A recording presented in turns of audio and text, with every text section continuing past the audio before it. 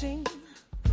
That's me, doing what I can to be the best I can be.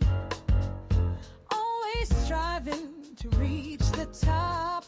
In spite of their restrictions, I'm someone they can't stop.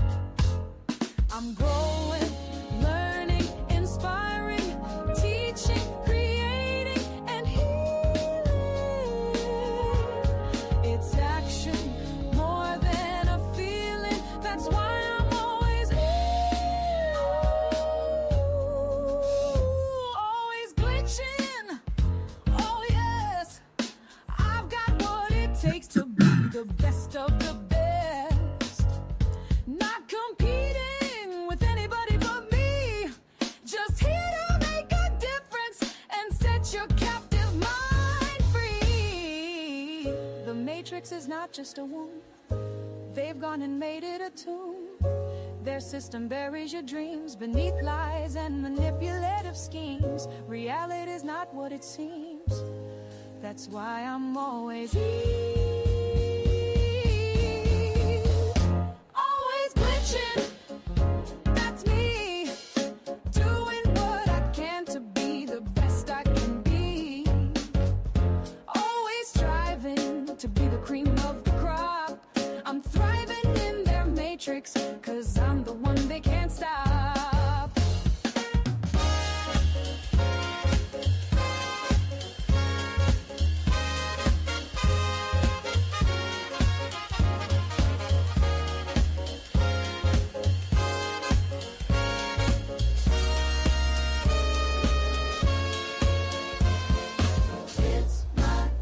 It's my time, it's my time. It's my time. It's my time, it's my time. It's my time. It's my time, it's my time. It's my time.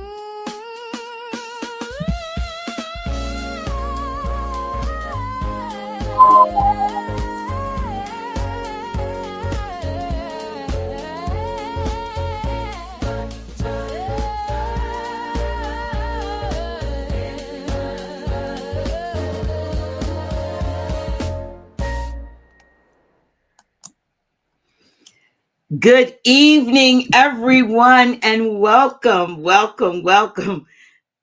to the second episode of Dr. G Always Glitching. And I've got to say, I'm really excited about this one. Now, for those who are new to this platform, when I talk about glitching, I'm not talking about malfunction. I'm talking about transformation. A glitch, in my book, is someone who continues to, and it's an acronym, grow, learn, inspire, teach, create, and heal. And when you really understand that, you begin to recognize that a glitch isn't just someone who knows something, it's someone who's actively shifting perspective within themselves and for others. And that brings me to tonight's guest. And I know you all have been waiting for this, because in my observation, this brother checks quite a few of those boxes. Many of you may already, recognize him, especially if you've been anywhere near TikTok, because when I tell you he's been tearing it up with his insights, I mean tearing it up. People are watching, they're listening, and more importantly, people are thinking, and that's what stood out to me, actually, with regards, to this brother, not just what he's saying, but the way he's causing people to pause and question and look again. So without further ado, I am going to bring my guest on tonight, Brother Cush Dey. Let me take you off of mute. Islam, it's so good to see you again. Islam. Listen, it's not enough for you on here on this live. Need you to like and share and let somebody know we're on, because tonight's gonna be fire. I believe, yeah. And tonight it's not our first conversation, but you know what? It's a powerful reconnect, and to see both of our evolutions. It's been about 3-4 years, and a lot has shifted. lot has grown, and it's always good, to circle back and continue the dialogue from a new space, because now, you've taken those insights a few years ago and put them into a visual work. And I know we're going to talk about current events, but I also want to talk about that book, Hidden in Plain Sight, the parable of the Moorish Sardine. So, and we'll get that off in the beginning, but then I want you, I know you got some current stuff to break it down to us, what's really going on. And really, that takes us to another level, because when you talk about your work and what you've done, it's one thing to speak it, but it's also another thing to do what you did, to document it, to illustrate it, and then, leave something behind for others to explore. So tonight we're going to have a real conversation. Right. We're going to observe. We're going to inquire and allow you, the audience, to view into your own understanding. Right. So, like I said, go ahead, settle in, and share this live stream. I want to get those numbers up. Get this is not a lightweight guest I have here tonight, y'all. Yeah. So I'm going to start, and I want to kind of get this out of the way, because unfortunately I'm listening to your insights, but I didn't realize at first that you had written this book. And so when I did realize that, the thing that struck me was the title, Hidden in Plain Sight, the parable part, second part, parable of the Moorish Sardine, and then on the the picture of the alleged slave ship. Yeah. So really, I could you, those who might be hearing from you for the first time, and it's hard to believe, I want to start here. What was the moment or a realization that made you say, okay, it's time for me to take what I've been sharing online and put it into a book? I know the prophet said we should be doing, we have to have authors and put stuff in, but what, you're giving out this deep insights, and then what happened? Well, I just want to say, first off, thank you for having me on the show. I appreciate you having me on the show. Thank you for coming. I appreciate all the Asiatics, all the Muslims that tune in worldwide, everywhere. I appreciate all y'all that tune in and share the beam outs, and everybody them light bulbs starting to pop on. So I want to give a shout out to all the Asiatics and the Muslims that's out there. The new Moors is coming in, and the ones that's been doing it though. Just keep doing the work. So really, Dr. G, the book just came along. Shout out to Khalifa Media. That's who my publisher is, khalifamedia.com.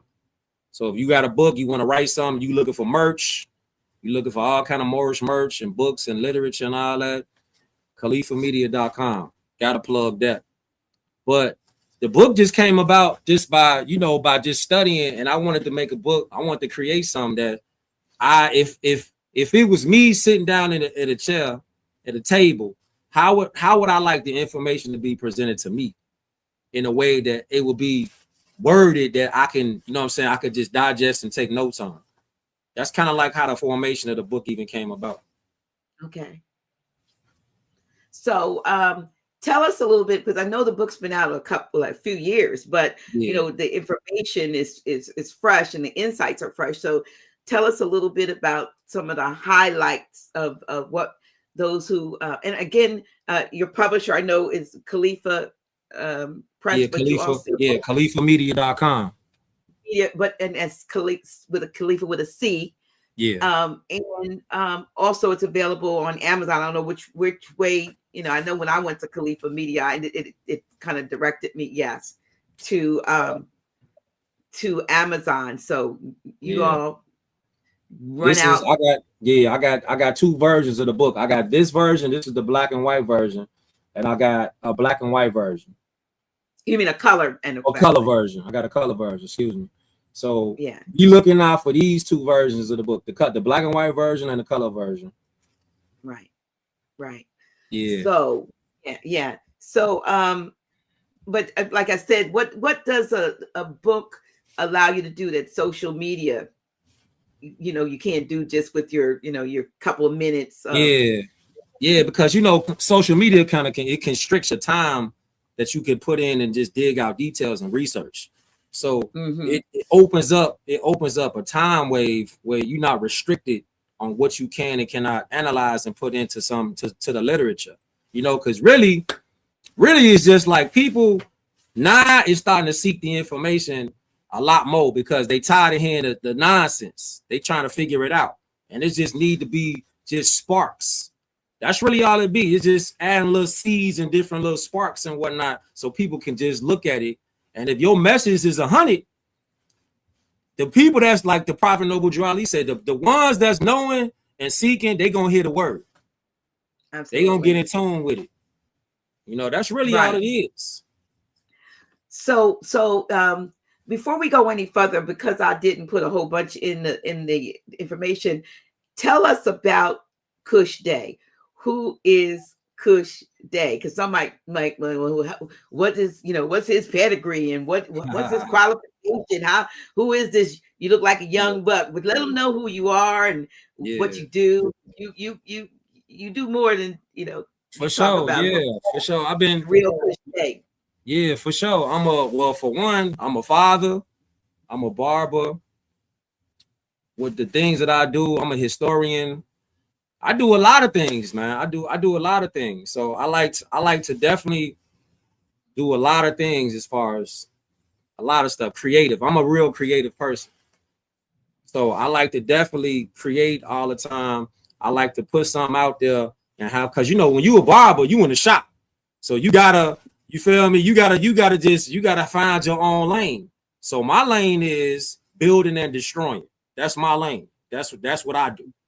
You feel me? So I like to engage in conversations from all different type of levels, though, because that's what this is about. It's not just about we just drilling you with law and drilling you with history. Nah, it's because law govern all events. So really, law is in everything. But me, I just like to be myself, and just me being me. I like to just make it relatable.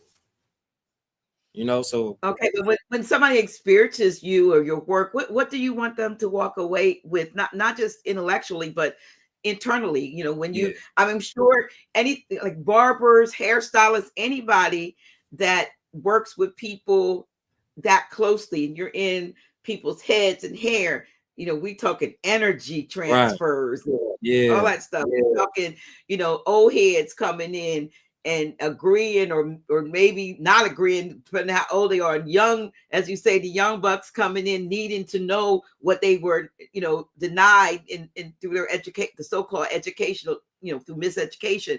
So, and then you got the folks, intellectual, that they might like the way you cut hair, but like they may be, staunch Christians or, whatever their persuasion is. Yeah. So how do you?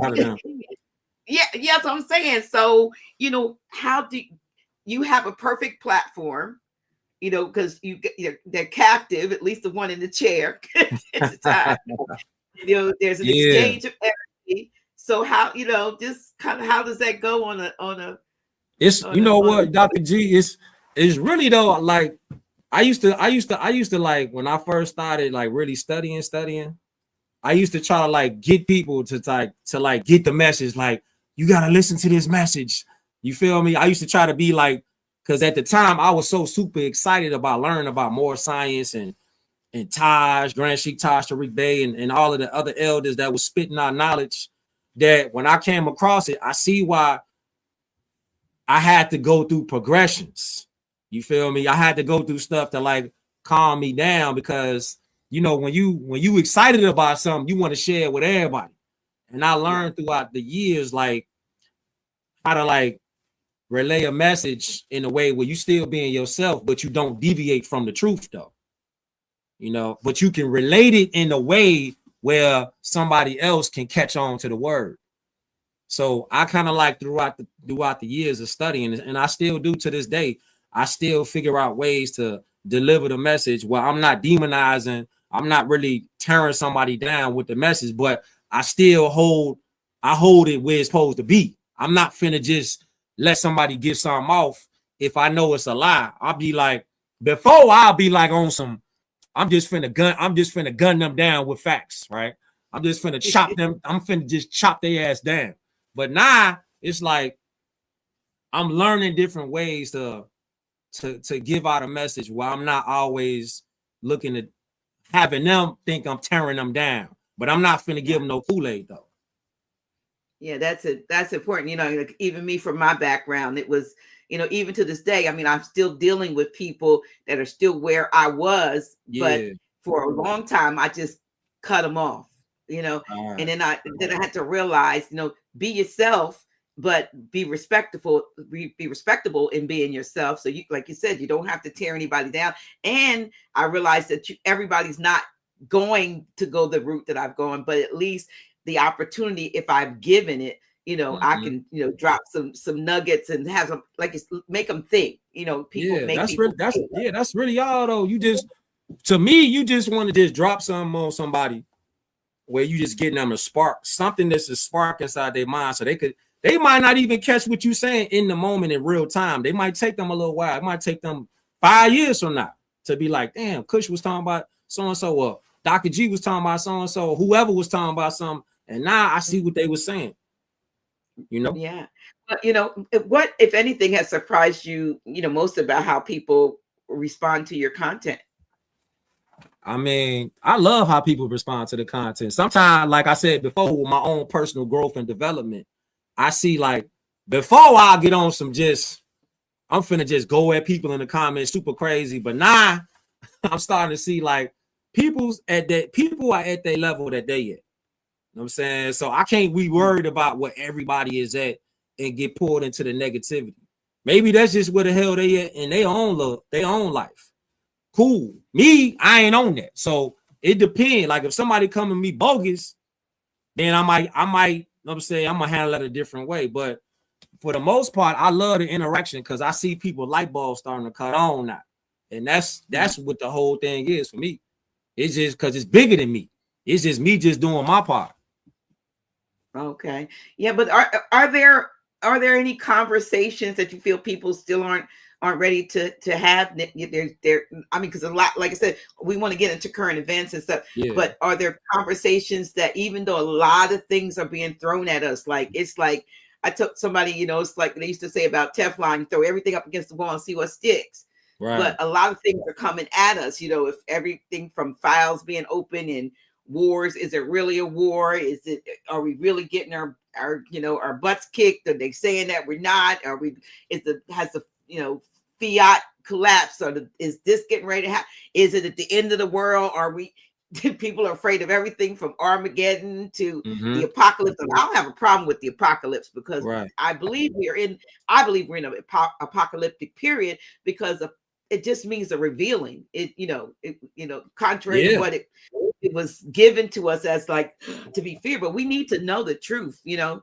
But for sure, what do you see with currently what's going on? Shout out to my brother Sid, the Duke of Tears. He be saying some shit that just be like, yeah, he be going crazy. And he was saying like we in apocalyptic times right now. Because if you think about it, and how I see it is like, it's like everything that they done taught us in school has been lies. So to me, if you want to step into something, like shout out to my brother Q from the shop.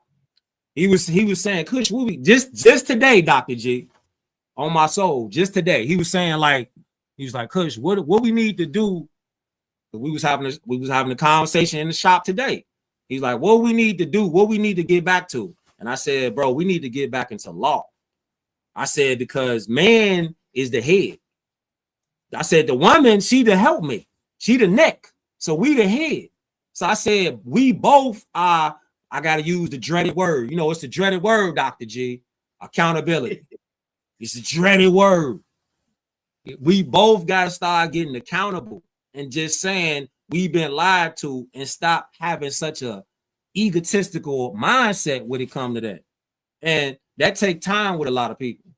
Because a lot of people, they hate being corrected. You feel me? Once they get corrected, or once you try to correct them, instantly they gonna get on some, who is you to tell me what you telling me? How you know what I'm saying? I know what I know. It's that right there, that tension. It's that tension of somebody who might know the answer. You don't like either that person or you just don't want to be corrected because you standing on conviction of a belief. So it's gotta take man and woman to start getting accountable for what it is. Like you ask somebody a simple question like, hold up, we plug this charger in. You ask somebody a question like, as much as they talk about the European is oppressing somebody, bro from the Chicago Bulls, he just got waved off the basketball team, and none of these Black Lives Matter people, none of them supporters, none of the NOI, none of the Pan-Africans, the Hebrew Israelites, ain't none of them said nothing. The Black church, they all quiet. Ain't nobody said nothing. I thought y'all was Black Lives supporters. Black Lives Matter. See what I'm saying? See, I told you it was gonna be something. It was gonna be something tonight. See, it was gonna be something because that right there is touchy. So they like, I'm not aware of that. So can you, for those of us who might not know exactly what happened, because speaking of Chicago, you are the southern accent. Is it that the south side of Chicago? Or no, this I know you. Yeah, this Chicago. It's south side. This Chicago. South Shout out to the east side. Yeah. Okay. Shout out to the east side, east side, out west, up north. Yeah, all that good stuff. All right. All that good so stuff. What exactly is going on with the Chicago Bulls player? I'm not sure what happened. Okay, so bro that played for the Chicago Bulls, I forget his name off top, but he made a comment about the rainbow community. He had a comment like, I just don't agree with it. Pretty much that's all he said. So after he done made that little comment, boom, they didn't waive them now. So now he off the team. Oh wow. No. Hey, we gonna go through the progressions and we gonna have meetings and sit downs. Nah, I want none of that. They just straight waived them. But he supposed to have a union. Where the union at? Where the attorneys at? The black attorneys. They ain't nowhere to be found. They ain't talking about nothing. See? So we got to get into that. Is it because that particular issue is as touchy as it may be? It's one of their I want to say their premier issues. As as quiet as it's kept.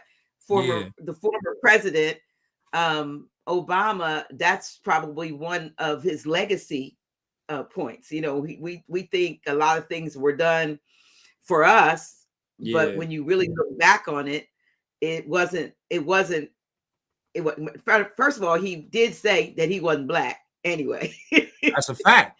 That's a fact. So he knew he wasn't black, but folks still want to wave that black banner. But he was not. He wasn't promoting the rights of melanated Aboriginal Indigenous people. He was not doing that. He promoted that community, and some of us have a pretty good idea why from what we know about him. But at the same time, I thought maybe under the Trumpster that they were kind of backing up off of that, but apparently it's still holding weight. Yeah, because to add on to what you're saying about Barack Obama not saying he was a black man, to add on to that, when you talk about what can we do right now, it's like, just to analyze real quick, like fam from I think his name Jaden Ivey from Chicago Bulls, Jaden Ivey, I think that's his name. So the whole time when he got waved off the team, I put a post up today on some, if he's still, I want the Moors out there to analyze the Dred Scott case. Dred Scott case, one of the most prolific Supreme Court cases to ever be put in front of the Supreme Court. If you look at that case about Dred Scott, it's showing you that so-called African Americans, Indians, persons of color, you still subjects to the jurisdiction of the U.S. corporation. So fam that got waved off Chicago Bulls, he's still under the subject jurisdiction of a fiction. So since you property, they could waive you. They can get you out the way because you ain't got no constitutional protected rights. That's how I see it, Dr. G. Wow. So it's you know, there's a lot going on. Yeah. Okay. So sure. that's one thing. I mean, we it seems to me that there's like a weaving, like a link between a lot of what seemingly are unrelated situations, but they're somehow all tied together, perhaps with the purpose of keeping people in a state of confusion, further dividing us, and so forth. I mean, because right now, what I see going on that's in the headlines lines of the war is the so-called war, and I just want to call it a so-called war because I'm hearing things about this is what they're showing you, but this is what's really going on. I mean, matter of fact, my neighbor is Egyptian, and his brother, they were both here, went back about 4 months ago to Dubai. His mother's in Dubai too. So I asked him the other day, we were in our yards, and I was asking him, because what you're hearing about the bombing, the Dubai, and the various areas, and he said, well, my mother said she hasn't seen anything or heard anything, but maybe it's closer, like maybe it's somewhere else in Dubai. But the way you hear it, all of these nations close to that area, well, his mother hasn't seen anything or heard anything. See where she is in Dubai. You see that? I'm like, you know what I mean? So we're getting we're getting a movie. In real time though.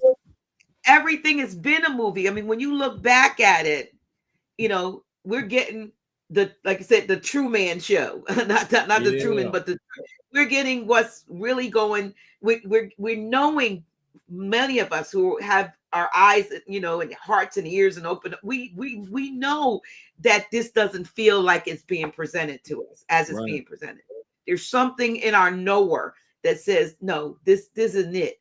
And this is designed to, discombobulate the folks, to have people in a state of fear and in flux, and have them not paying attention to what's going over here, because we're throwing all this stuff over there while we do some things over here that are going to affect them in the long run. So it's, it is your goal, like hopefully ours, I think ours is a House of Reawakening Mind, is to try to get people focused to the point of reality as it is right now, and to see past the bull crap, that we've been given, and see it for what it really is. Yeah, because it's what's interesting about it is everything is voluntary on this planet. Every decision that somebody makes in their life is voluntary. Nobody can make anybody do nothing. When you really sit down and just calculate what's really going on from right now to ancient times, every decision that somebody makes is modern. That's one of the most wildest parts about this whole human experience. It's a book out there people should get called Don't Think Like a Human by Chiron. Should tap into that book, because the book goes in and it's breaking things down like we are all divine beings connected to Allah, having this human experience. So in this human experience, each one of us has a divine right to live. Who are these people on this planet that told us that we need to pay a dollar amount to have an experience on this planet?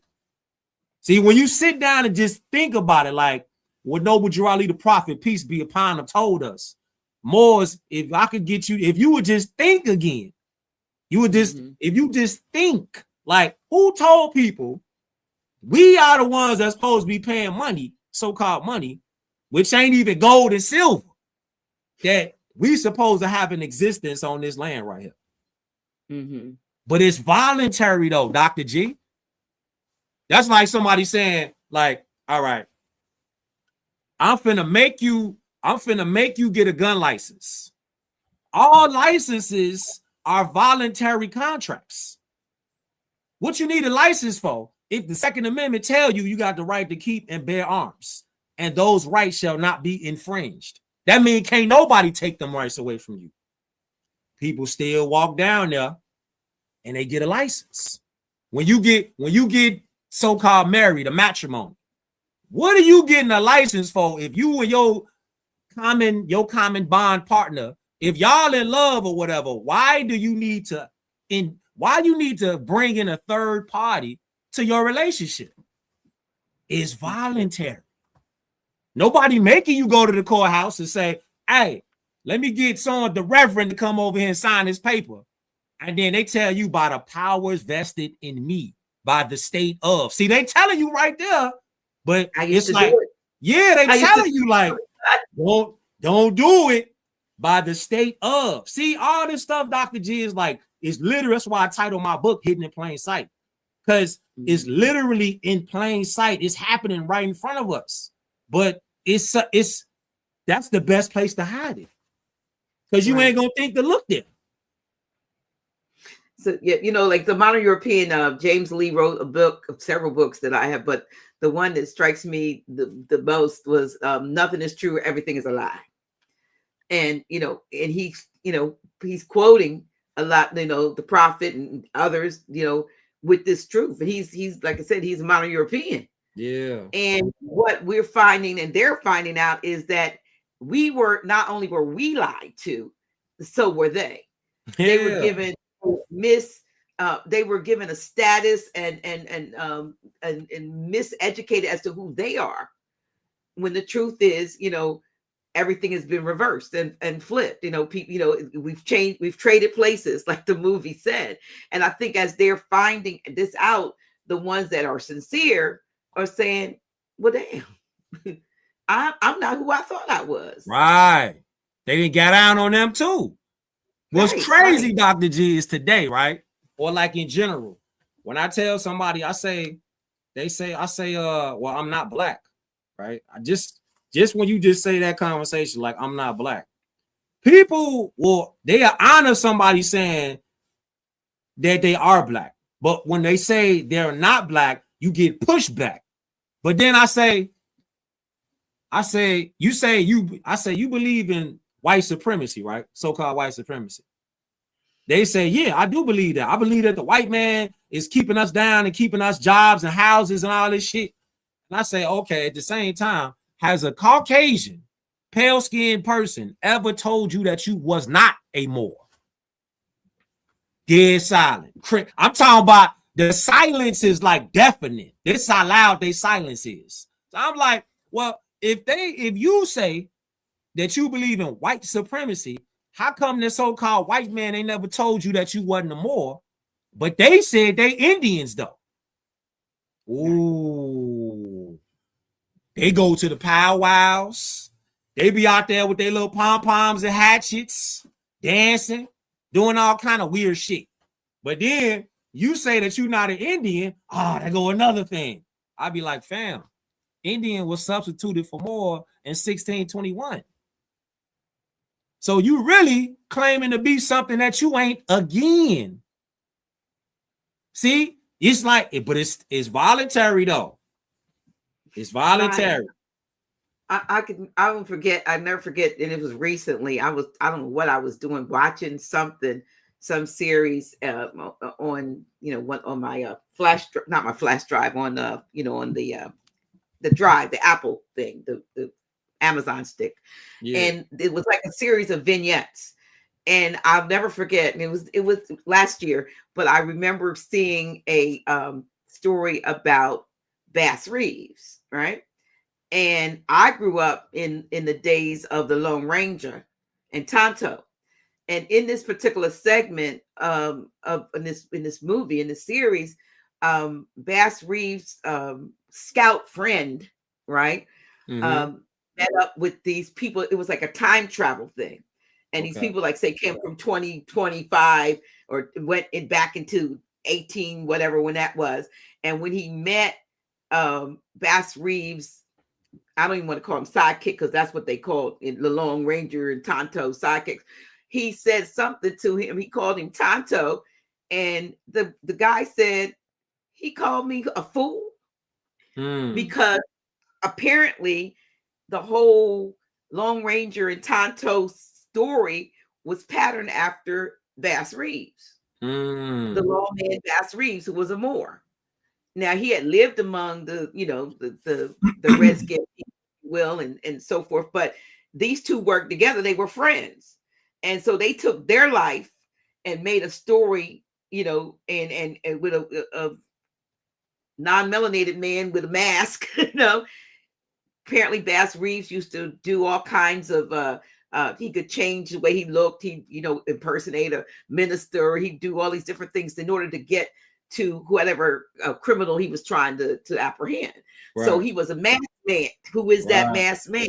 So they took his life, and then they had us calling, Tonto. Tonto means fool. It means stupid. So all this time I'm looking back in the day at we call the Lone Ranger and Tonto. So we call the Lone Ranger and the fool. And the guy, he called me a fool because the brother went back in time and he thought he was honoring him. He's like, you disrespecting me. He called me a fool. Right. Calling the fool. So it's like we've been given all of these what they say, connotative, linguistic meanings of things. And folks don't want, like, when I get up in the morning and I'm in the gym doing my live stream on the treadmill. I was trying to open up on Facebook, and I'm on the treadmill, and I'll say Grand Rising, and people always say good morning. So I'm giving them, I'm moving, I'm forgetting how much time I'm going, because I'm giving them an so-called, knowledge that they don't know. The reason why we don't say good morning, and I start talking about etymology and different ways that words are spelled, but the meaning is what's important. So you can't, you're spelling, you're casting a spell. So I'm on there, they trying to see me, as an older lady on a treadmill, and I'm taking the opportunity to try to drop some information, some knowledge, so that, we don't say good morning, because when you think about it, what's good about morning? Yeah, that's that etymology though. See, what you right though, because when you speaking about etymology, like when you speaking about etymology, you speaking about the origin of all these words that we speak out of our mouths. So I start like breaking stuff down. Like when I was cooking up Hidden in Plain Sight, this book, I was thinking about, we are so powerful as beings. I think that we have fallen deeper into a place where we take our powers for granted. We don't realize that the powers that come out of because first was the word, and the word was with God, and the word was God. So it says in the Circle 7, as well as in the Holy Bible, that we are made in the image and likeness of God, Allah. So if you think about, if we, men and women, are made in the likeness and the image of God, then we see ourselves as our creator. And it says, ye are all gods. So since ye are all gods, and everything started in 7 days, not with a hammer, not with a chisel, not with a power drill, not with a bulldozer, everything started and got put on this planet by words. So the very words that come out our mouth are so amazing. They have the power of life, and they can destroy. So since the words that come out our mouth as God beings can create life or destroy life, ultimately, what does that have to do with the conditions right now? It's voluntary consent. You can choose life with abracadabra as you speak, as you create, or you can destroy life as you speak, as you destroy. So it's really, the power is us. We are the force. It's not power to the people. The people are the power, but the people have to start being accountable. Myself with that, being accountable at the words that we say out our mouths, because they really build and destroy. They really create and destroy. So getting in tune with etymology, you got to go like, why were we made in the likeness and the image of God Allah to use a word to describe us like black? And he never identified Yahushua as black. So once that hit me, why I was like, if the creator Allah never called his son a black man, It's nowhere in the scripture. It's nowhere in the Quran. If God Allah never called his own son black, why would I identify myself with such a word? And then when you look at etymology, you look at the word means pale, colorless, albino. Last time I checked, the definition of an American said copper complexion. Yeah. So we don't even fit the description of pale. We don't even fit. Only people that fit that description is albinos. We ain't albinos. I don't care if you are olive complexion, copper, bronze, mahogany. It's many different shades that we don't even fit a pale description. So why embrace something that we don't even match? Because look, when you learning your colors, right? Then like Dr. G, when you was learning or you see a grandbaby and you teaching the grandbaby their colors, do you ever look at the color white and associate that color white with a Caucasian? No. Never. Do you ever look at yourself when you teaching like a 1 or 2-year-old the color black and be like, this what I look like. This what our people look like? No. Never. We never do that. But it's the programming though that get us in that mind like, well, we got to snap out of that. We got to break that shit. And that shit breaking right now. It's breaking right now. All these Moors on here right now that's getting in tune is breaking right now because when you speak it, you put energy, frequency, and vibration onto this planet and above. So it's coming down on us like, hey, look, them Moors on that planet, they starting to shift. That's why the Great Awakening is on. And it's crazy because we on reawakening the minds right now. You feel me? We actually are not on Reawakening Minds. We're on Dr. G Always Glitching, but the umbrella is over us of House of Reawakening Minds. Yeah. Islam. Yeah. But yeah, so it's so there's so many things. And I'm not sure if I've heard you talk about this. So let me broach this because we're having a conversation, right? For sure. There's a brother that's on. He said a conversation. Yeah, but we haven't one of them things.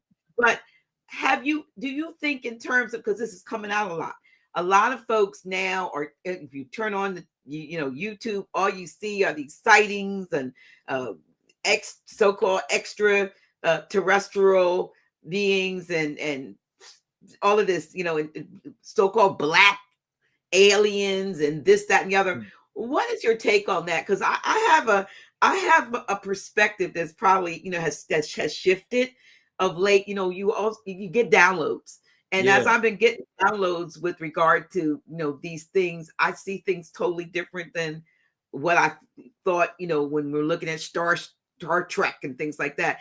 Do you see any connection with the so-called disclosure and our people that maybe are? And another thing is, when I think about extraterrestrial now, I think about terrestrial means Earth, right? Right.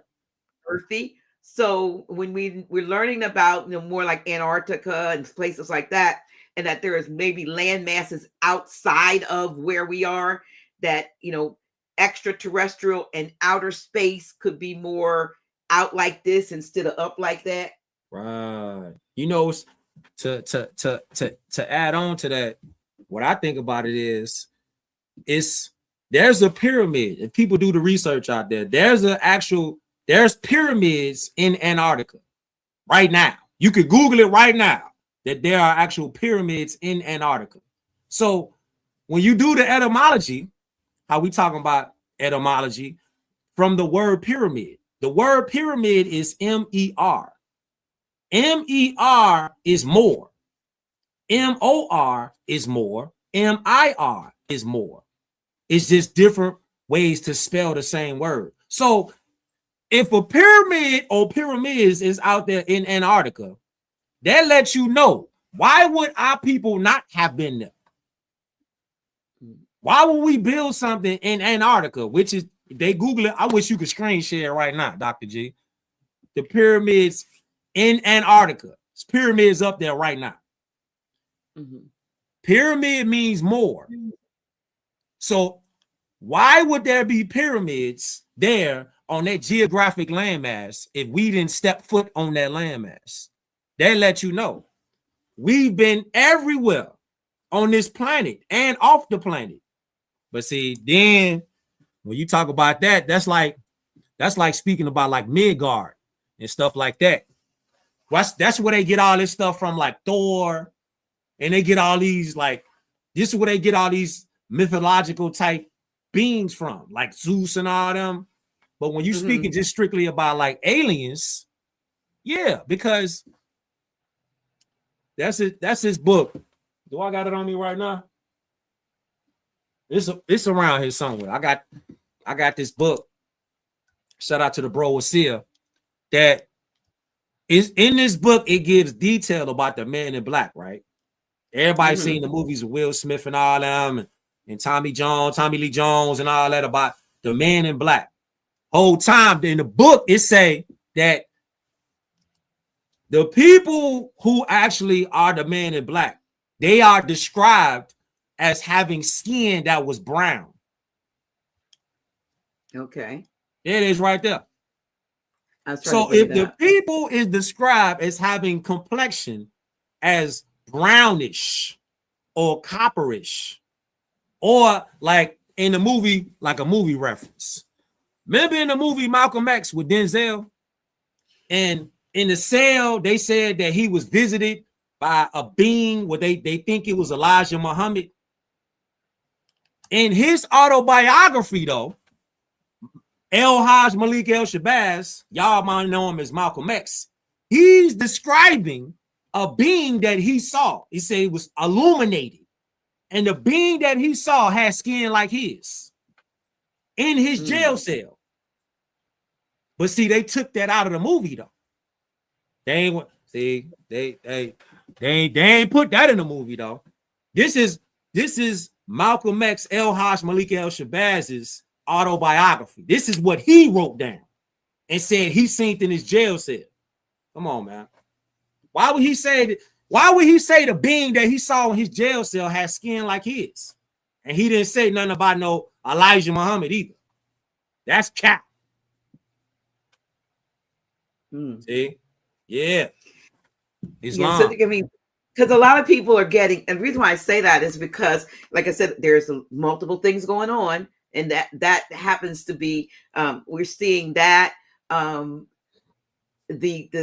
alleged recent incident of the guy that was kidnapped by dolphins and forced to build an underground city.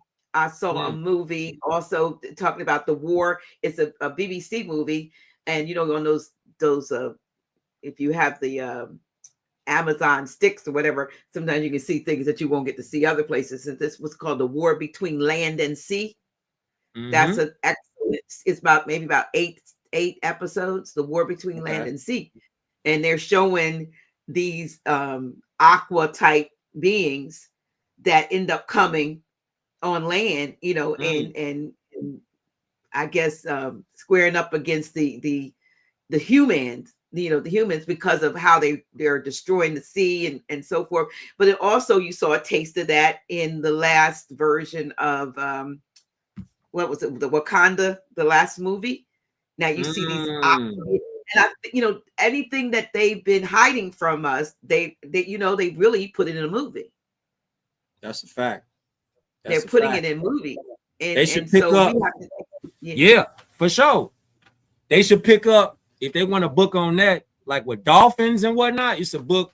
It's this wild book called what is it? Atlantis Rising. Is it Atlantis Rising? Hold up, let me get it.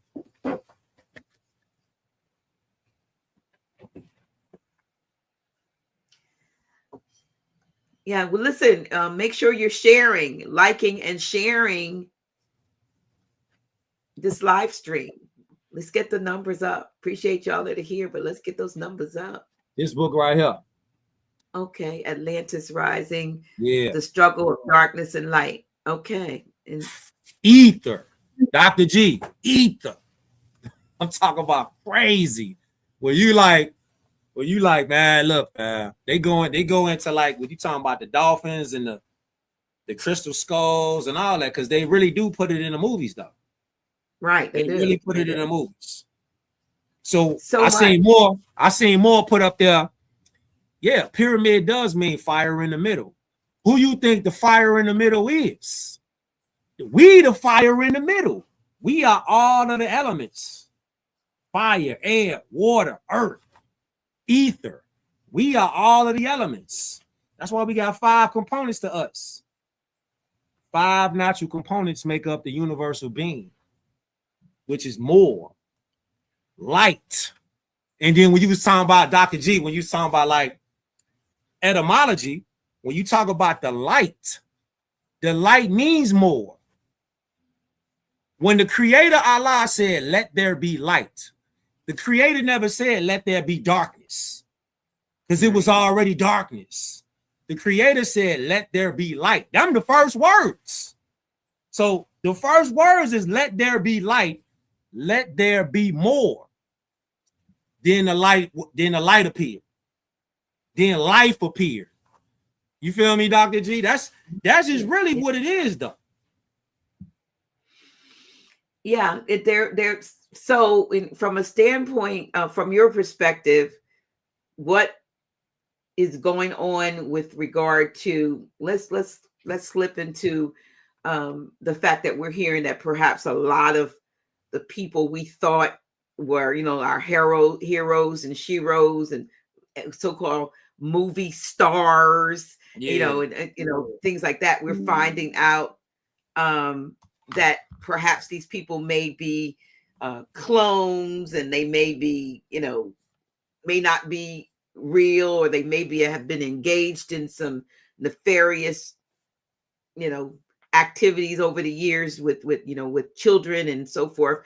And these folks look like us. Some of the folks that we're hearing about look like us. I mean, we can't negate that. We can't overlook that.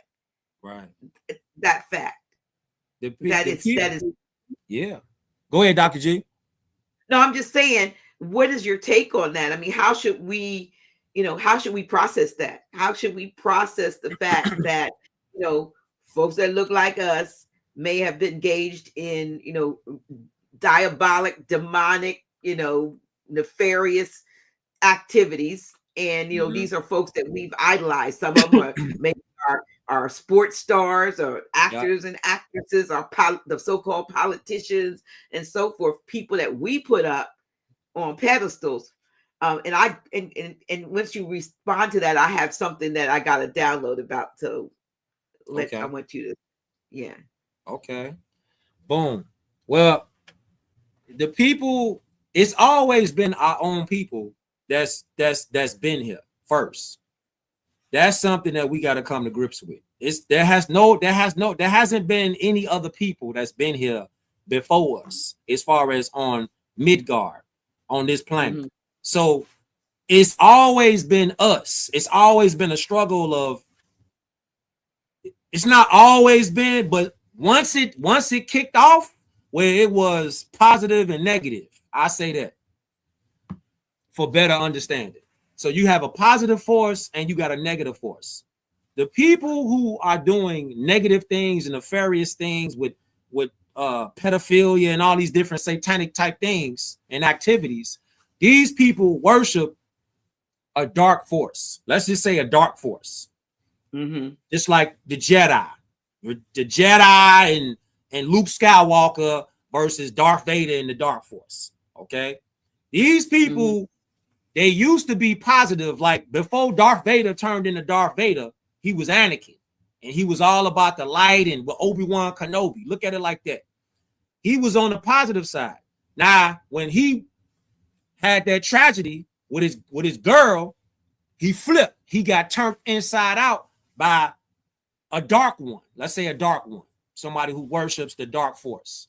Turned him out, right? Had him on wrath, evil, vengeance, revenge. Had him on murder mode. So once these people who go on murder mode, how they can disguise it is they have the perfect camouflage. Because they look just like us. That's the perfect camouflage that these people have going for them. They look just like we do. How can you tell the difference? You got to use your spiritual discernment. You got to tap into the unseen world. See, it's a seen and it's an unseen world. A lot of people have not been educated into tapping into that divine. That's why Noble Drew Ali said this is a divine and national movement. You got to start getting your divinity up as far as the unseen world.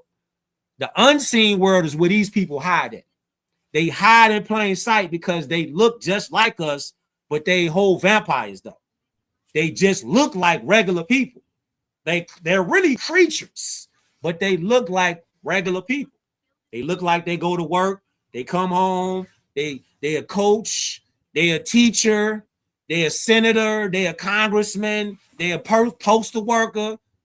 You feel me? They look like regular people, but their spirit though, you can't wash it off. They always show themselves if you know what to look for. That's why you gotta pay attention to not just by how somebody look. You gotta pay attention to their actions. What's their character like? What principles they stand for? They got standards. Will they take that bag? If somebody come with that bread, will they take that bread to jeopardize their integrity? Got to pay attention to all them type of things because they always leave breadcrumbs on who they really is. But see, they got the perfect camouflage to wear the mask up because they copper complexion, they dark complexion, they olive complexion. So you're not thinking like, nah, they wouldn't do this to us. Yeah, they would, because they want that power. They want that control. So yeah, they'll get down. And that's what the war really been. The war has been a seen and the unseen world, like a world war. From the spiritual world to the national world. It's an unseen battle. That's what has really been happening. But we winning though. I hope so. And no, as I was saying, I had this download, and back in 2010, some of you might recall there was a series that came on called The Event. It was 22 episodes, and I got intrigued by it. And in that series, to make just to synopsize it, if that's such a word, these extraterrestrials had crashed or landed on Earth and had been captured. Some of them had allowed themselves to be captured, while the others of them went out, say it happened in the 40s or 50s, and they went out into the world. They just blended in. They, now they talk about all these people might be reptilian. So they blended in with society. The problem was they didn't grow old, right?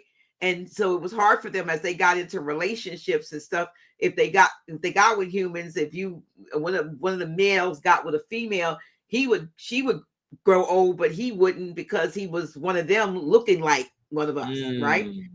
And in this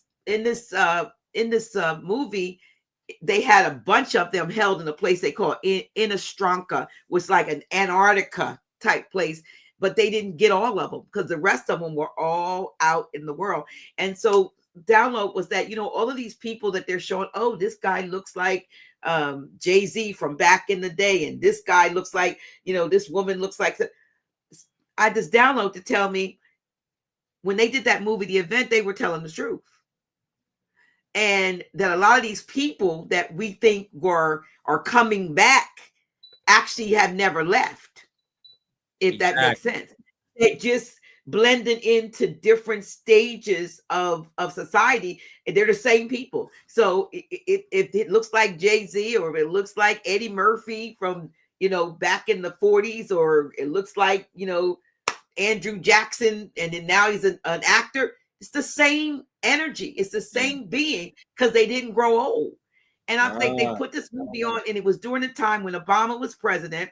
They had in this movie, they had a melanated president, right? And the wife turned out to be one of them, because they were trying to detect. Now they're trying to discover who's one of those and who's really whatever. And the way the series ended, the first first season, it was 22 episodes, and the way it ended, this planet was coming towards Earth and it was on fire, and her son was going, "Mommy, what is it?" And she looks up and she says, "Home." Because it was, her planet was dying, and that's why they had come so many years ago to try to see if they could inhabit Earth. But the ones that went out in society they blended in, but they never grew old. And the other ones never grew old, that they were holding in a place that looked like Antarctica. Tell me that doesn't mirror why why people, they just go through different dispensations of time, but they're the same beings. Same beings though. But these beings that you're speaking about, because if we take it and we look at that, right? We analyze that, we all have these abilities where we are really immortals because we are having this spiritual experience. So we never truly really die. So, but again, these beings, they worship a dark force. So since they worship the dark force, they on the other side. They just use the knowledge that's neutral for dark activities, for demonic activities. We use it for positive activities, for life, growth, development, prosperity, etc. They're using it for death and murder and the immortality to they think that, like, the ones who using these abilities for dark purposes, they think by hurting children that they're going to hurt Allah. This is the type of maniac mentality that these things got. They think when they hurt children, because children are closer to Allah because they're pure, they're so innocent. They think by maiming and doing rituals with children, they're hurting Allah because they want to bring forth a creature that they worship. But they can't win, though. They can't win. They really already defeated. Everything right now is just playing out because Allah is so merciful. Allah is giving everybody an opportunity to tap back into the higher self. This is how merciful Allah is. Even Dr. G, with our people who are under deep psychological programming, propaganda, Allah is so merciful that Allah allows us to have free will. So with that free will comes responsibility, though. But since our people have forgotten to being responsible for the words that we say, our people are saying that we are dead. But at the same time, Allah still grants us life.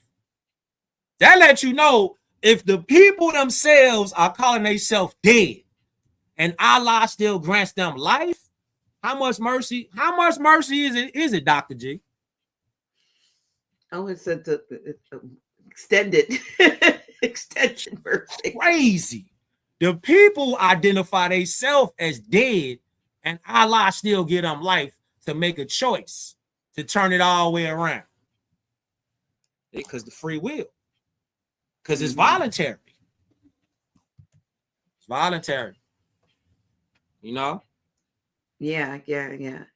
But it's just so many, like I said, it's just so many things. I mean, people are, this, when you get some shocking information, I had a conversation, y'all, I'm just sharing this. I had a conversation with somebody high up in this, highly connected. And this is a very, very, very, very recent conversation, very connected. And we were talking about a business. We were talking about energy savings and stuff like that. Right. But somehow we got to talking, you know how everybody now is trying to think in terms of not eating GMO, you don't want the non-GMO foods. You want to make sure your seeds are hybrid and not hybrid or heirloom and stuff like that. You don't want, you don't want to eat things that have been genetically modified and so forth. Right. And I was talking to this individual about, they told me about this cooperation between these two big companies, Dow and DuPont, and they're consultants with them. And they said one of them makes the seeds, every seed that's in the United States, and the other one makes the crop protection. So, we talk about don't spray, but one is okay. And he said to me, I said, well, not the heirloom seeds. He said, and he said, and he made a point. He said, every seed. Mm. I said, what do you mean? He said, every seed that is in American that you got, the ones you buy in the packs, they say heirloom, ones you buy. He said, every seed is made by these people. And I'm not going to name them. I do know the names, but he told me, I said, so you mean to tell me we go and buy an heirloom? We think we're getting heirloom seeds. And he said, he said, they're hybrids. And this company, these two companies collaborating, the one side of them creates every seed, whether it's regular, so-called heirloom or what. And I was thinking, how many other things do they lie to us about?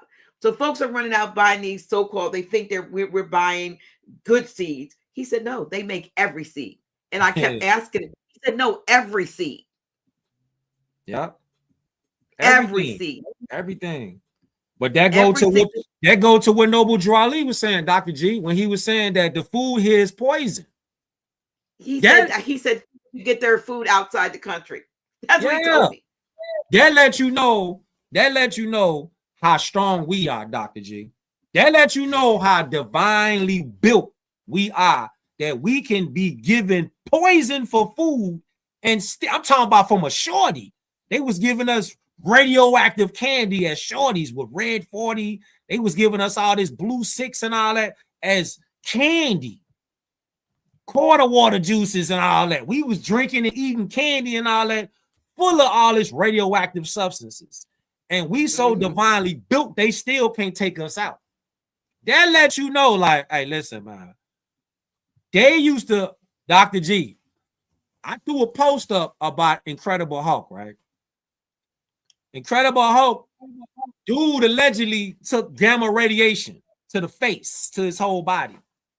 And I look at that like a straight spinoff of us.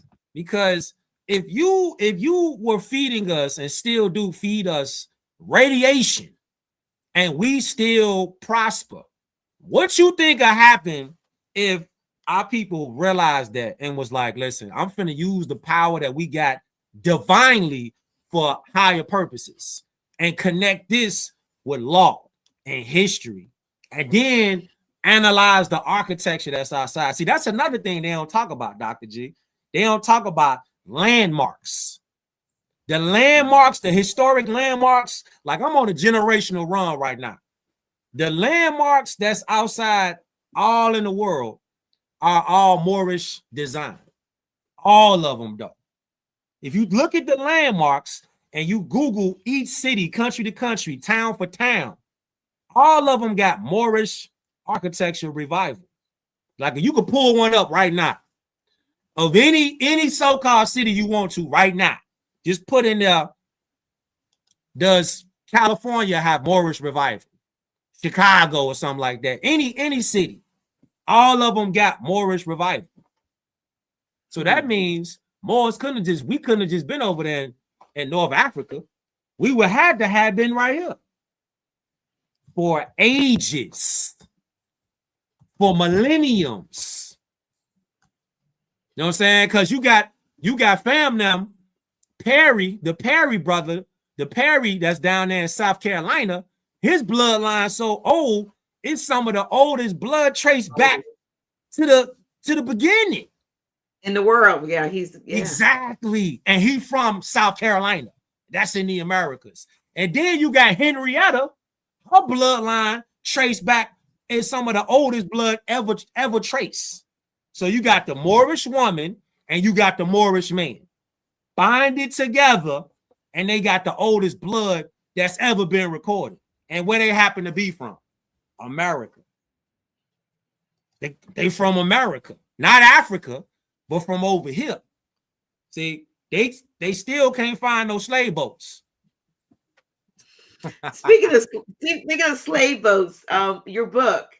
What's up? Tell us what the subtitle, The Parable of the Moorish Sardine. Tell us about that. Well, because I think it must be that picture of the Actually, that was Khalifa Media, my publisher. That was her design. Oh, really? Yeah, she came up with that all that artwork that's on that cover. She came up with that. But I told her it was dope. It was raw though. I'm like, I like that shit raw as hell. That shit raw because you got the slave ship and then you got the faces on top of them. And then you looking at it like all they have ever shown us is a picture of a boat. In no museum, they got no boat in there. But they got a T-Rex bone in there. They got a pterodactyl bone in there. So why would I believe y'all story though? Come on, man. So I told because basically that's what we look. It looks like a can of sardines have been opened up, and you're gonna tell us that that's how we. And then the further add further insult to injury, they come up with this. We found these pieces of wood called from a ship called Flotilla, and that I'm like, oh, seriously, really? Yeah. How is that? How is it no such fish known in the world as a sardine? But they put them in a can. What they do? Make them. Yeah, because they make them. They chop the heads off of all the small fish and they throw them all in one can. So what's crazy is the correlation between the small fish and human beings. With the small fish, they cut their heads off and cut their tails off. So they actually denationalized them. Where's that right here? So what they doing is the same thing as they doing right here. Where's it up? Right there. So what they doing is they're cutting the head off the fish, which is exactly what they did with our people when they denationalized us to black, Negro, or colored, or Indian. So what they did when they cut that capstone pyramid tip off is the same thing they did with the fish. They stuffed them all into a can and they slapped a label on them. Black, Negro, colored. They call them sardines. But a sardine doesn't exist in nature. There's no fish called So that's how I did a graphic on that one time. It's probably on my phone somewhere, but I did something about that, that the fact that sardines were only sardines when they put them in the can. After they put them in the can. After they put them in the can. Made them that. Yeah. They made them that. Yeah, they made them that. So how we gonna be black, Negro, or colored, or Indian, or Native American if that's not what Allah, God, named us? That's man saying that y'all that our people is that. We can never be that. First of all, how you gonna call yourself a name that don't match the land underneath your feet? Now, how you finna be West Indian? And West is to the left. So how you gonna be from a part of the land that's on the eastern seaboard of America, and you saying you West Indian, but you're on the eastern seaboard? That shit just don't make no sense. Wouldn't you be East Indian? And then whole time India is over there in Asia. And they don't even, do they speak Indian?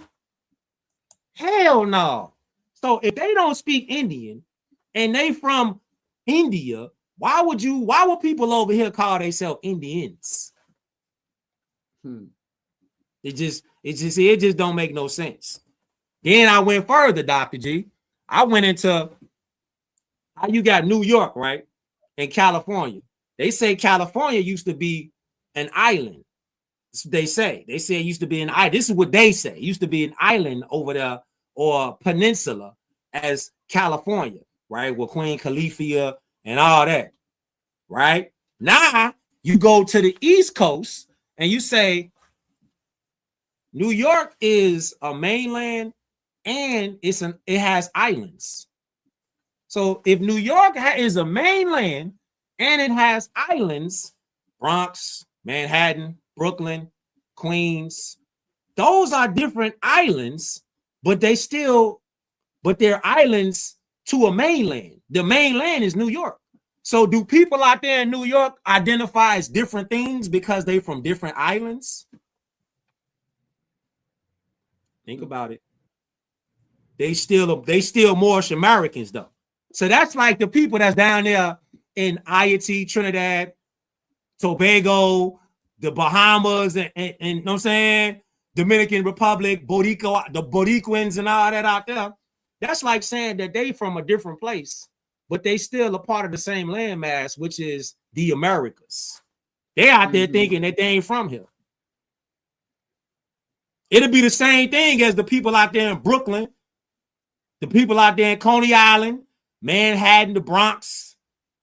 It'll be in Staten Island. So how is Staten Island and Rikers Island, how they still call themselves Americans, but they from islands though. That's connected to New York.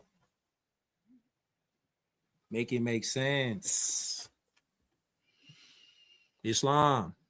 It baffles me of the things that we don't question. You know what I mean? The things that we take for granted, we take it just the way it's given without question, and we've done that. But I believe that's part of the conditioning that we, especially those that, my era, growing up in the 50s and 60s, and even beyond. But coming from there forward, I can see that the more things change, the more things stay the same. It took me until I was in my 50s to, have an awakening experience and to turn around and go, wait a minute, this doesn't make sense. But it never made sense. Right. You know what I'm saying? It never made sense, but I didn't, we don't see it that way because, like I said, the scales are on our, metaphysically and spiritually, we have scales on our eyes, on our hearts, our minds, and we haven't seen. But what we're in, I believe, is an era of the tearing, or they call it the renting of the veil. And when the veil opens, you're like, you see. And if you're like me, you kind of feel a little stupid because it was there all the time. It's just the lifting of the veil right now. Really, right now, we should be welcoming what's happening right now, because the times that are happening right now have never happened like it has before. Like it's really happening in real time in our lifetime. We're literally watching the change of the guard right now in real time, but it looks like everything is complete chaos, when in reality, like the Prophet Noble Drew Ali spoke on, everything is returning into the hands of the Asiatics. So all these different corporations are crumbling down because they're supposed to fall. It's just we do not have to participate in the fictitious destruction. Let the fiction die. It has to die. So we've been conditioned to give the fiction U.S. corporation company, private company, life. We don't got to give it life no more. The vampire can't live without the blood. We're the blood. We the ones that's been powering the machine. Stop being batteries for this slave system. Just unplug. That's it. That's really it. Yeah, we do. And I also think for myself personally, not only unplug as a battery, but even the social media feeding that we get. Not everything is true or good, and it keeps you you never get to wind down so that your mind can truly process and filter out those things that we need to not be given attention to, and to focus on the manifestation and the creation of what we want. Because if you got all this stuff coming in, it's a distraction and it's a deterrent to growth and development. This new channel is called Dr. G Always Glitching, and like I said, glitch is an acronym that goes for grow, learn, inspire, teach, create, heal. In spite of what is happening in the matrix, if you're glitching, if you're growing, learning, inspiring, teaching, creating, heal, not necessarily all at the same time, but somewhere in there, in that process, that's where you are. You're not stuck on stupid. You don't have your head, in the sand, and you're not up in the clouds, but you're right here in reality, and you realize, like you said, who you are. We are gods. Yeah. right? And if I'm God, and God's in me, if the greater one's living on the inside of me, then I got power over things that seemingly have power over me. That's the fiction. Yeah. What am I going to believe? Either I'm a God or I'm a subject. That part. Are you a And then God? All right. Are you a God or are you a subject too? Are you a God or a subject too? Are you a generator, operator, and destroyer, or are you a slave? That's it. Because you can't serve two masters. You can't say you a God, and then this person over here, this creature over here tells you, nah, you have to be a subject to me. No, sir. You got to step in. You know what it is, Dr. G? It's kind of like taking a leap of faith. Because a lot of our people deliberately have been conditioned throughout these years and manipulated and miseducated. Facts. We know this. But the accountability is I have to question everything. I got to start taking an approach like I need to question everything that I ever been taught. So it takes a leap of faith to get to that mental mindset. Well, I have to question everything. They told us that we was black and colored, yet and still, Yahushua never wrote no scripture down describing himself as that. So that is destroyed. They told us that we came over here, but yet and still, why is there so many Africans popping up over here in the Americas today? They pop up over here for education. They pop up over here for medicine. They pop up over here for jobs. They pop up over here for a come up. But if we got stolen from over there, why y'all coming from over there over here? And why y'all ain't never sent for no help for us? But y'all want to copy and be like us, though. How we talk, how we dance, how we dress, everything. Because we the center. We the center of it all. The Americas is the center. And that's what they don't want us to realize. They want us to come over here and be on some subservient type mentality where we thinking like we ain't the ones. Meanwhile, everybody come over here to our land, the land of milk and honey, to get a come up. They want to start a business over here. Why you don't go on your own land and start a business? Why you got to kick it off over here?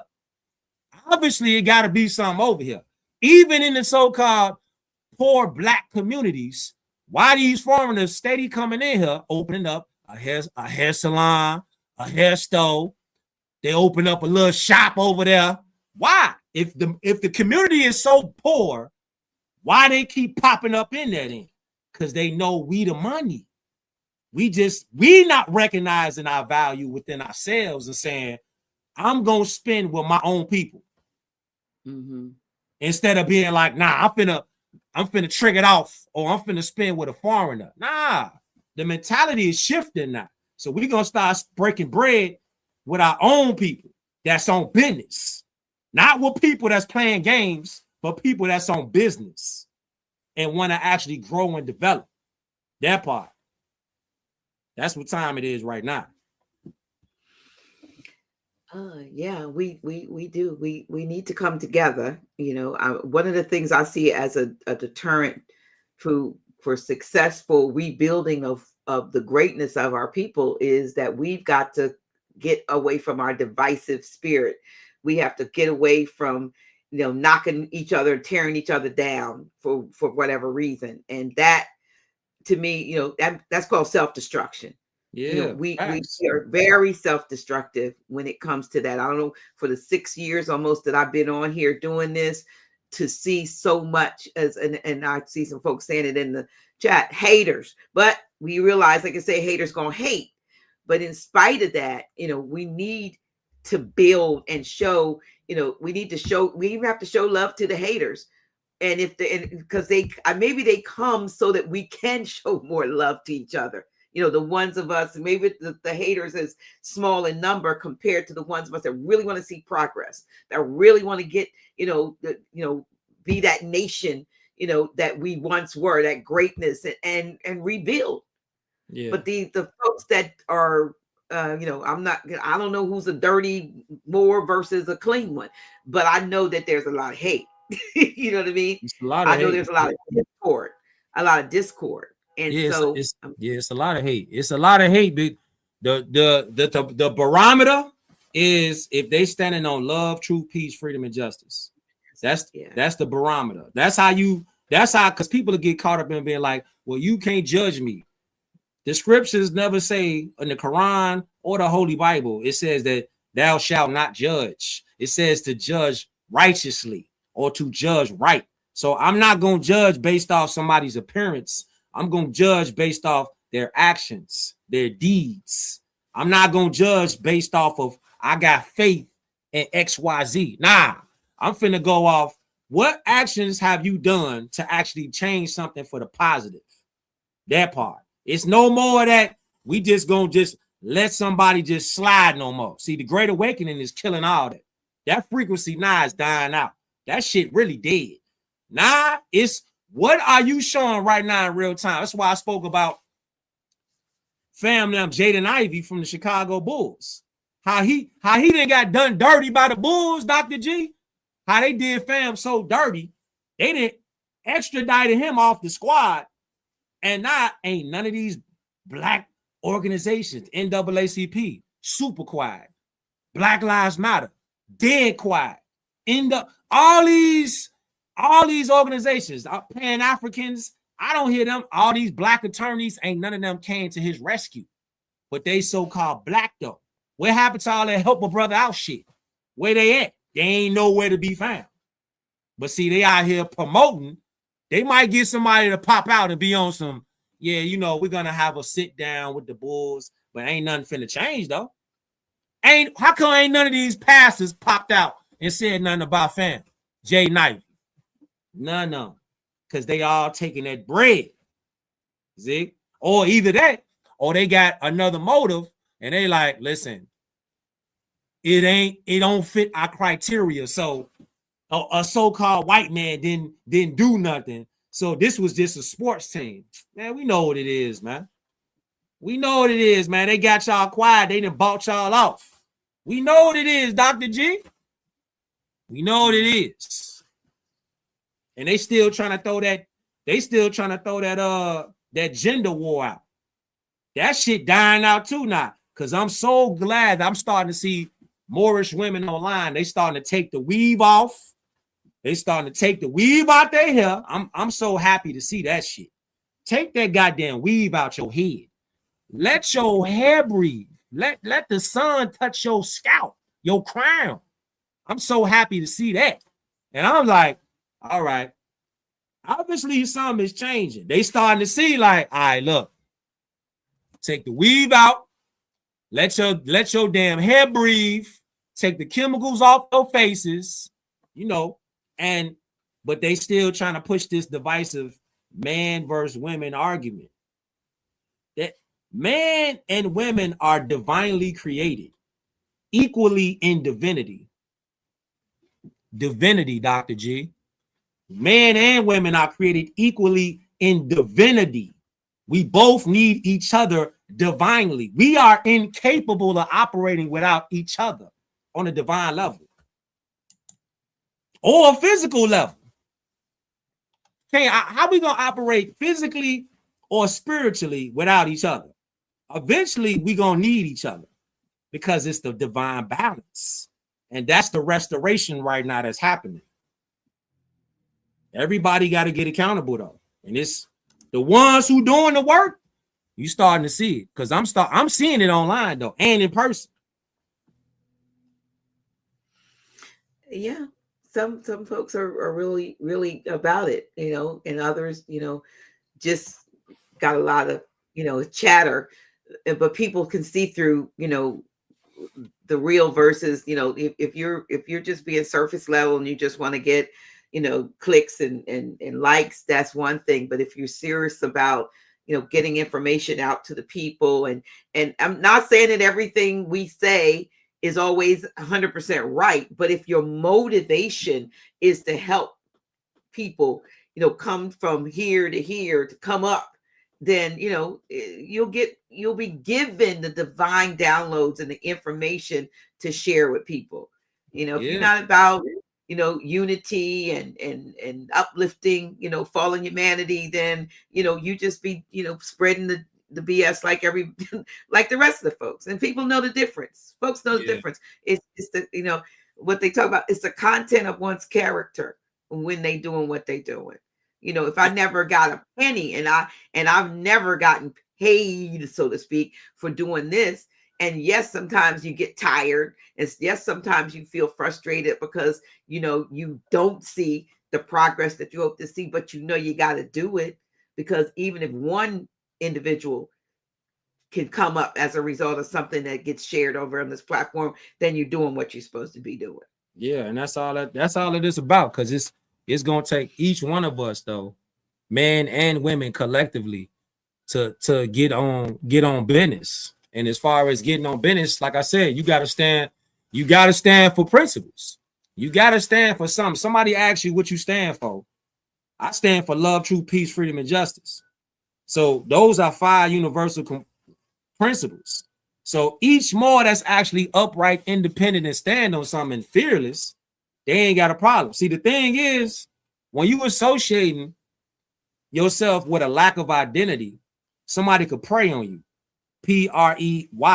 They could prey on you. Not prey on you like in the church, but they could prey on you like an animal or a beast.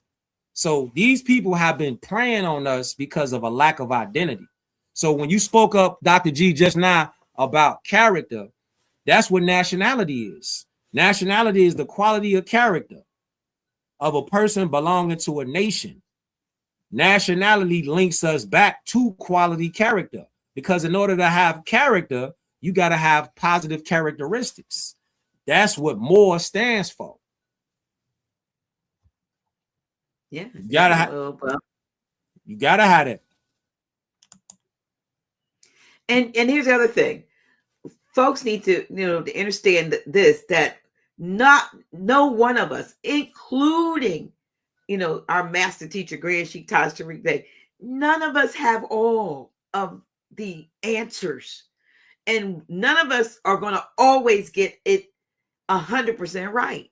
But again, I say, if your motivation is honest and integral, that is what gets you over. That's what endears you to people. But for people to put people up on pedestals that for perfection, you're setting yourself up for a letdown, and you're making it hard on people to freely give, because if you think that you always got to be given to these people 100% when you can't even give 100% to yourself, then it doesn't work that way. And folks need to understand that. People like yourself, people like me, and others that are out here on this social, putting ourselves out here, so to speak, making ourselves targets, because it doesn't go without notice from these, so-called outside forces that don't want to hear or see unity. Right. And so look at the ones that are leading the charge, and you're targeted. Yeah. But if you're called to do something, you got to do it, because it's deeper than what the people think you're doing it for. That's a fact. That's a big fact, because it's the seen and it's the unseen. A lot of the work that people are doing, it can be unseen, but it still has value, because it's work that needs to be done. And the work that a lot of Moors behind the scene are doing, just by them in their own mindset, because it's a collective effort of energy, frequency, and vibration. So just by Moors out there just tapping in to they self, when they walk around and they go around people, they are walking temples. So their energy, frequency, and vibration, it goes outside of them into whatever room they step in. And that's what's super necessary for right now, because it's not just going to take an individual or individuals. It's going to take a collective effort of Moors all tapping into the higher self. And I see Moors all around tapping in, and they light bulbs is popping on. And that's what's needed. That's the energy, frequency, and vibration. That's the shift that's on right now. And just to add on something, Dr. G, I want to put something out there for I know it's a lot of Moorish women out there, And I see online every day they want us to clash so much with each other. I wanna just share this. Can I share this real quick? Sure. This is from the book Isonomy. I just want to share this real fast. It say, the true and most effective key to conquering a nation of people is to control the woman and her womb. All advanced military attacks are based in this fact. This is not taught to the common soldiers in military organizations. They are just given instructions to attack women and children under the guises of necessity. He who controls the woman controls the nation. The attack. Go ahead, Dr. G. Oh, you're right. You go ahead. I was just gonna say that the attack is on the Moorish woman as well as on the Moorish man and the children. But see, the more the people that do these dark force activities, they know if they attack the Moorish woman, they know if they could turn the Moorish woman against the man, the husband man, it will affect generations. And the people that's doing these dark force activities understand. That's why they came out with all these things back in the 60s and the 70s where they was like remove the husband from the house, remove the man from the house, because they knew in the future how it would devastate the nuclear family if you don't have the balance of the father inside of the home. And it's a long game. It's not a short game. They not playing for a short game. They playing the long game. It's chess.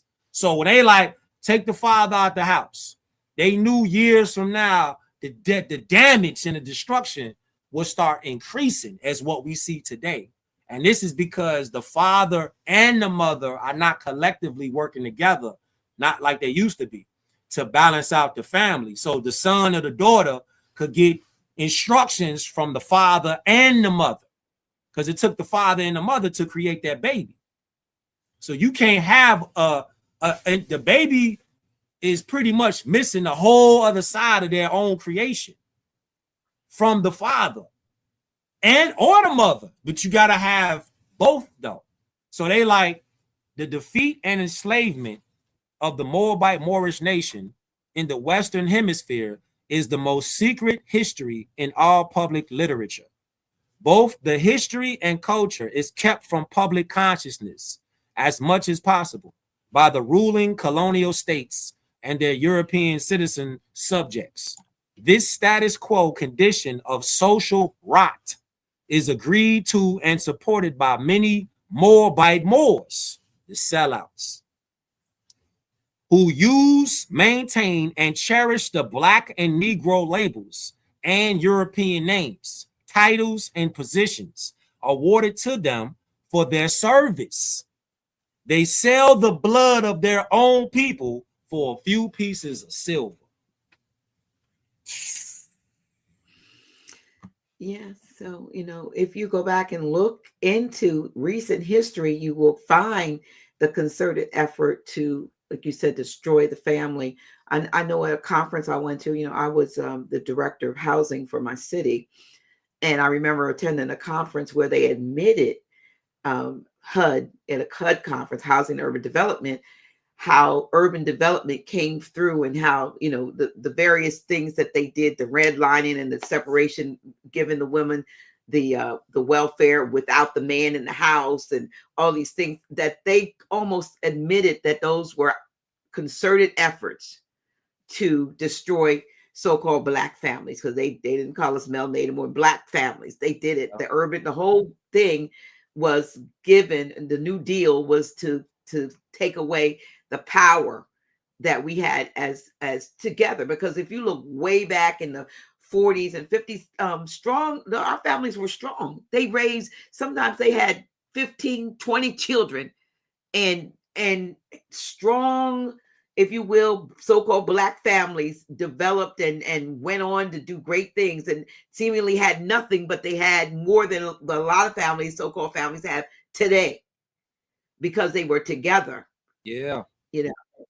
Yeah. And they were admitting that they did this. Now, they didn't give the reason why, but they recognized the devastation of what they did would cause. They knew the cost, and they knew who was actually going to suffer as a result of it. Yeah. And look what's happening now. Look how many people are profiting and have profited trillions of dollars based off abortions, based off just abortions alone. Look how many people have profited off it. Just the diabolical type time that they've been on. Look at all these places that they place these Planned Parenthood places at. They all in the so-called Black communities. And they are coercing the women to be like, you can have it all because we gonna put you in position and we gonna flood social media where you don't need the guy that you made the baby with. So you gonna be champion and cheerleaded on with because you got a baby on the way. Whole time the baby ain't got the other half, the father that you procreated the baby to make. So now they champion this whole feminism thing where they like, forget the guy that you procreated and had to conceive the baby by. Forget about him. Raise the baby on your own as a strong, independent, so-called Black woman. This is what they cheerleading. And they pay people, like it was just saying, to do a service to sell their own people out just to get a few pieces of silver. Those are the sellouts. The ones that's talking about marriage is like slavery. You know who else said marriage is like slavery, Dr. G? Who said that? Hillary Clinton. Well, she said marriage is like slavery. So that quote that old girl has said, that's where she got that from. Pick up this book right here. Get this book. Get this one. The Negro Project. Who's it by? Bruce. I'm trying to see who's. It's so we know crazy.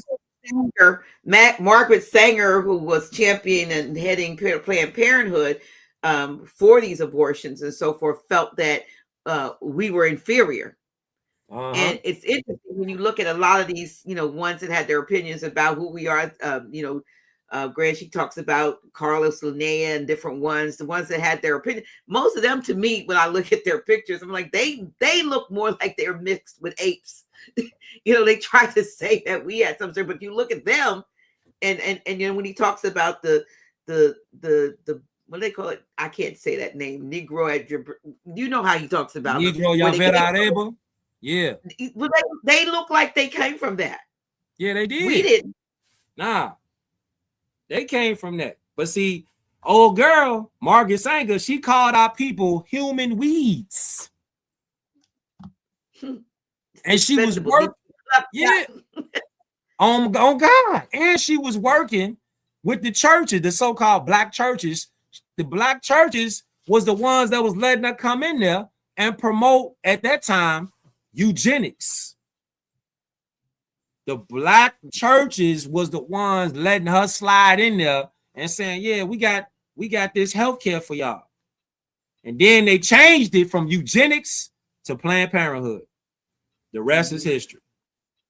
And our women are voluntarily going down there and having abortions.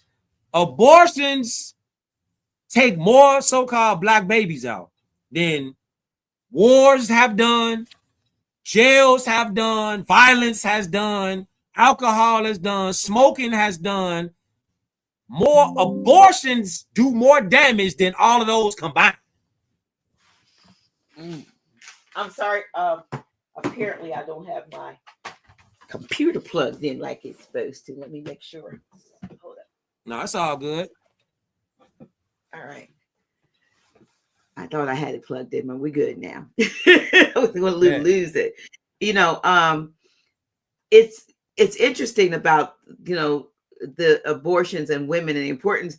See, women took on the responsibility of being the portal or the vessels to bring in other lives. When we're in that in that send me, I go, I call it place. When we say, oh, I'll go down, women took on the responsibility of actually bringing life through. So when we have abortions, we women, and I'm guilty, I've said it on here before, not knowing back then the impact of what it was, but it was aborting not only a baby, but a mission, an assignment that I said yes to in time, and back in time immemorial. Before I came here, I said yes, I'll be a portal.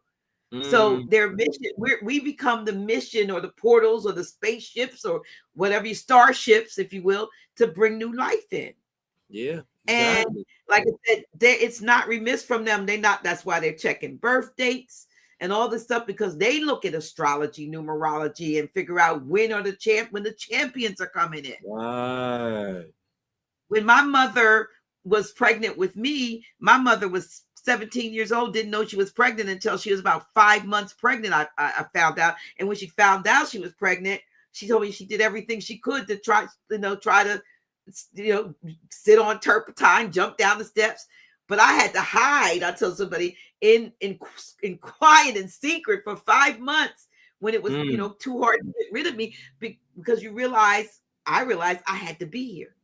You see what I mean? And some souls don't get that same opportunity to get to see their mission through. And see, the women are not given that divine mandate. We don't realize that that's a divine mandate to bring forth life. However, even if it, they say, well, if it might have been incest, it might have been this. And I was like, oh, that's terrible. But until I found out that my grandfather was a result of incest, that I never knew why my great grandmother was kind of close in age to my grandfather. It wasn't until about 3-4 years ago that my uncle gave me the story that she was 11 years old when she had my grandfather, and she was a product of her stepfather having raped her. But if that had not happened, then my mother probably wouldn't have been here, and neither would I. You see what I'm saying? So circumstances sometimes are not the idea, but the end result is you got to be here because you got to do your mission. But we got to make sure we don't abort the mission. Yeah, and just think, Dr. G, to add on to that, just think what all those abortions that have happened. Just think if just half of the number of abortions that have happened within recent times, look at the population that our people will be right now. We talking about 1 point something million people, 1 point something. Look how many people would still be here. The number is some crazy. If you Google the number of abortions within the past 20 years and put that on the screen, and you would say, like, with that number alone, our numbers will be unstoppable. And we still doing work right now with the numbers that we still got. But everything happened by divine timing, though. But I see that I just had to mention that because I see that a lot of feminists and a lot of people out there that got dark motives and dark motivation. They're trying to put a wedge, and they're trying to put some kind of, some kind of division between the man and the woman. But the whole time, the man and the woman is divinely made for each other. We are here for each other to conduct a mission together, though. That's the real work, though, because we got to have each other to complete the work. This is why Noble Drew Ali was uplifting the woman out of the cares of the world, and he had his foot on the solid rock, the salvation. So we have to be here to uplift the woman, and the woman she's getting flooded with so much cares and division. Modern day women with this, I can do it on my own, I don't need nobody. That's not divine order. That's not natural order. That's not law. You need the divine one that was built specifically for you. Can't nobody do it on their own. That wouldn't even be in order of law. That wouldn't even be law and order. So us having the divine masculine energy and divine feminine energy is divinely built for each other to be in unison and harmony and love, though. Getting back to the love aspect, that's what it is. And love is more. That's why we say peace more. That's the love. But you know, Islam. Yeah. I saw a comment, and I think we very whoever said it wasn't on the very beginning, and they were saying that you had not mentioned anything about the war, but I think we started out kind of mentioning the war. Yeah. It is current in events. What do you see in regards to how should we be looking at this war? I mean, we're seeing, I've seen a meme where it showed a missile going to hitting the, what is the statue in, the heart coming from over there. But how should we, I look at it as this is not a war with me. This is a war with the de facto government. But, it's the same with the people over there. It's not a war with the people, but it's a war with the government, the de facto government that's sitting over there. So how do you see how we should be looking at this current situation called the war? I look at that as it's theater. All that stuff that's going over there is theater. And even if it's some stuff that's going over there is in real and people are actually having casualties over there, that's traumatic that people are having casualties over there if it's really happening. But the people that are in the positions of political power that are conducting this so-called war, but they haven't even declared war yet, official war. They haven't even declared official war yet anyway. So this is why I said it's theater. But the people are pulled into this circus, this theater, and give energy to it. Yeah, they keep giving the energy. They keep tapping into the energy and they feeding the monster. The less participation that we give this monster, the more we gonna starve it so it could die. We got to just starve the monster. Think about if we starve the monster on this side of the world and on that side of the world. Do not participate. Look at Italy right now. Look at France right now. Look at Sri Lanka right now. Everything right now is in chaos because the people right now, well, I'm not gonna say it's in chaos for the corporations. The corporations are falling because the people have finally decided we're not gonna participate in y'all BS. We're gonna unplug. France right now is in flames. It ain't even on the news like that. Italy is in flames.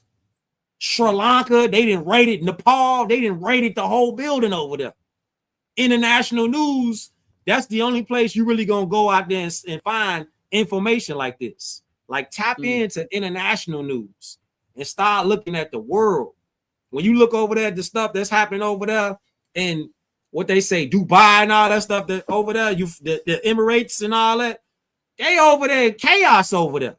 They still got slavery over there right now. Libya, you could go over there and buy somebody for $200 right now. Right now, today. So they got stuff going on over there, but see, that's their own karma. You see, we got whole genocide over here in the Americas right here. You got people who had babies, who are foreigners. They had babies in American lands, and they over here pretending that they actually American, and they got status like we got. See, that's what the people over here in America need to focus on. Who are the real Americans and who ain't the real Americans? Because we the only ones that can step up and say, we the real Americans, this our shit. The rest of y'all, you got to pack your bags and go back over there where you come from. Unless you get in line and declare yourself a subject to the Al-Moroccan Empire. That part. Because we can't go over there to Asia, and we can't go to Australia, we can't go to Europe, we can't go over there and say, hey, I'm an American, but I'm living over here now in Asia, and I had a baby over here. Now I'm Asian now. No, we can't. We can't do that. So how all them coming over here talking about they American now? I ain't never heard Dr. G.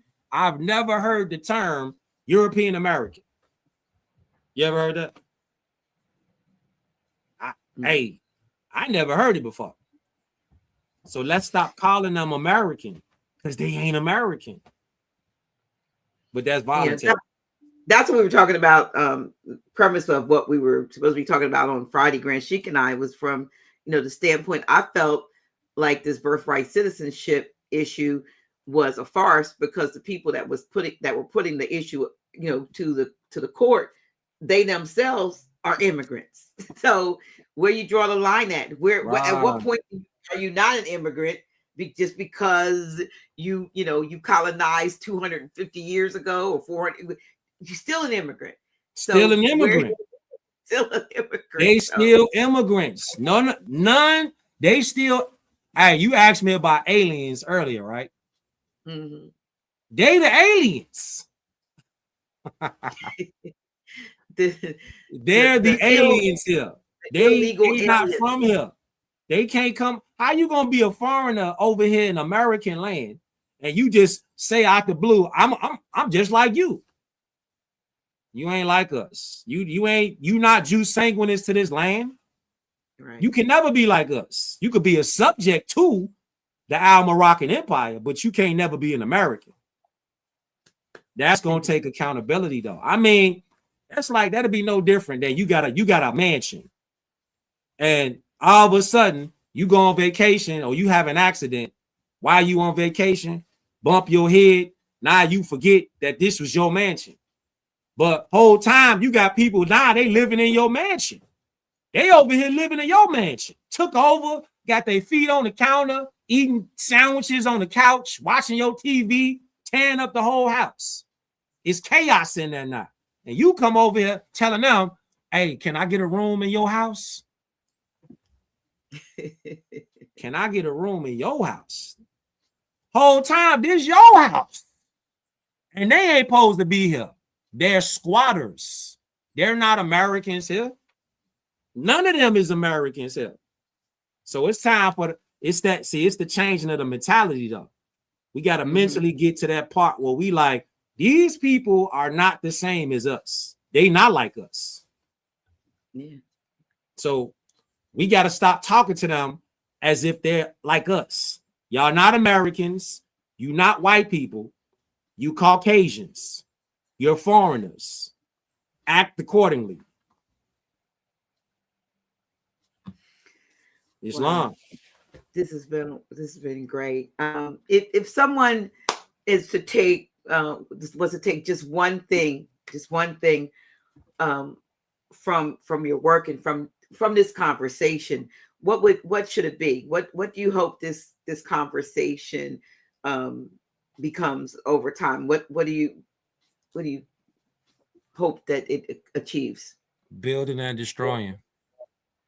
I will hope that it sparks something for somebody to tap into themselves, and then they grow and develop from that, because it's always growth and development. So I will hope whoever see this beam out, I will hope they see it and take bits and pieces and do their own research and make it a point to say, did I learn something from this? And if I did learn something from this, I'm going to take it and I'm going to add on to it. I'm going to develop it even more. Go further. Grow and develop. That's what it's for. Oh, wow.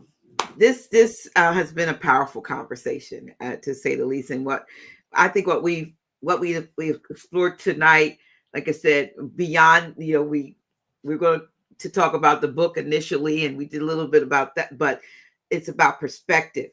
You know what I mean? And This is important. It's about being willing to look at something that you may, have seen your entire life. And a lot of us have seen these things and lived it, and ask yourself, have I ever really examined this? Because a lot of times we don't, because sometimes what's been presented the most is what's been, questioned, it's questionable, so with you sharing tonight and from your heart, and I appreciate your grit.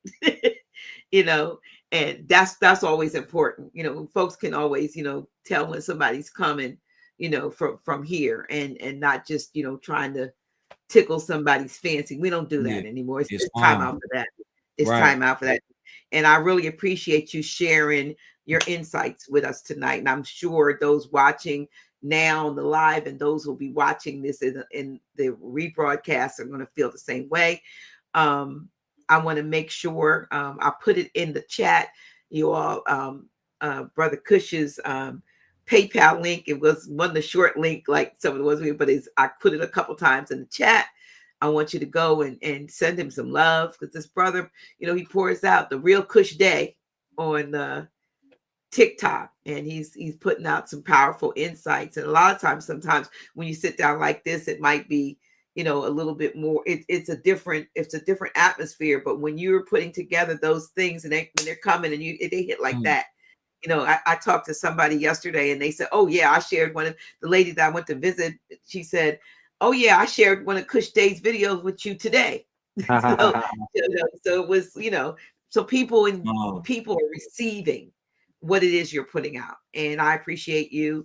I appreciate you coming back. Like I said, it's been a while. It's been, at least about, because I think I've been doing this about 5 years now or so. So you came maybe after the first year, so it's been at least 4 years or so. Yeah. And so, Yeah, but keep on doing what you're doing. You know what I mean? sure. For those of you who are not following him on TikTok, is The Real Cush Day, right? Mm-hmm. Right. And in the book, you said you have another book coming out too, right? Yeah, another book is on the way right now. It's in the oven. It's in the oven right now.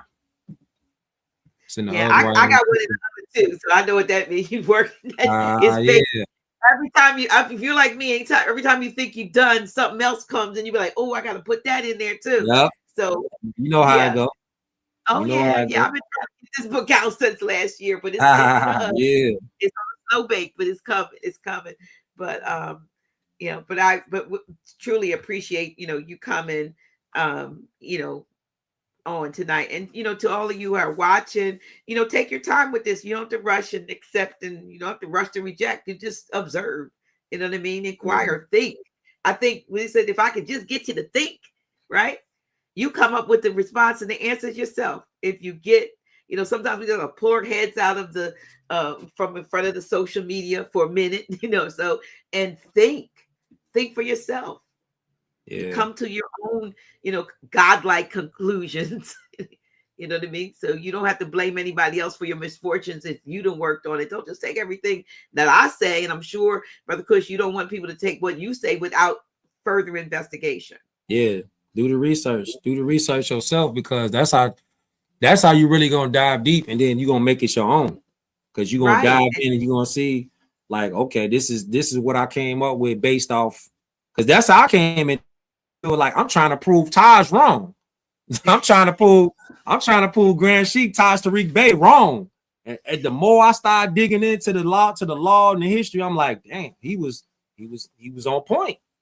See, and that's how I look at it, and that's how, to me, that's the best teacher. Because when you, I was telling my children this in homeschool, I was telling them that it's not always about doing it a conventional type of way. Some people, they learn, they listen different, they write different, they learn different, but it's all about, are you growing and developing better than you was yesterday? That's what it's all about.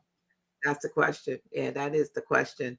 And if you're doing that, and like I said about the more a glitch will come out, but that's, you're glitching already. And for those of you who don't know what glitch stands for, it stands for grow, learn, inspire, teach, create, heal. It's not a malfunction. It's actually doing, it's actually action. And so I appreciate you.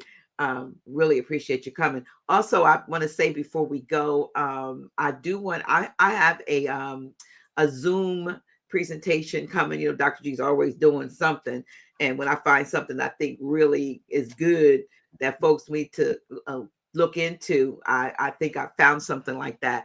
And I've got that running under the on the banner right now. If you'd like to learn how to be able to save on the rising cost of your energy. I don't know about where you are, but here in Delaware and a lot of places, people are like, all of a sudden you're looking at $700-800 note of electric and gas bills for 1 month for places where people were paying maybe a couple hundred, 3 or 4. The costs are rising, and Yeah, I want for to sure. share. Yeah, so I want to share a free way to perhaps reduce your costs or to lock it in a way. It's not actually available in every state right now, but even if it's not in your state, there's opportunity for you to increase your finances and that'll help you pay this bill. So if you would like to be invited, I believe the meeting is going to be next Tuesday and next Thursday. And some really top folks coming in that are really connected, that want to share with my audience, because I realize that I reach a lot of people, and I don't even care if you're out of the country. You can be out of the country with this and still help people in this country save some funds and save it yourself, so that because the rates are not going down. And No. in our state they're trying to get an increase. I'm like, what?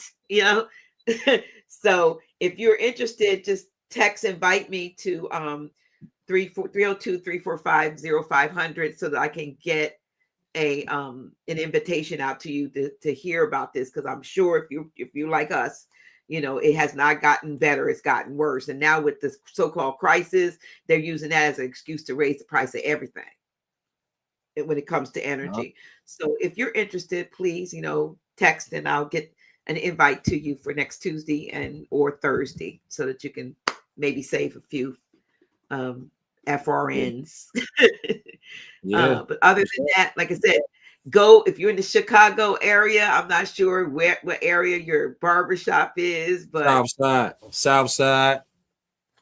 If you in Chicago, you come to the Hundreds South Side. That's where we at. Infinite Styles Barbershop. Pop up. All you gotta do is slide. We in there. All right. Oh, they don't have to make, because a lot of barbershops now you have to make an appointment before you go. Nah, I mean you could, but if you could if you want to book an appointment with me, you could just catch me on Booksy. You could book an appointment with me on Booksy. So that's on my Instagram page. So just go to my IG.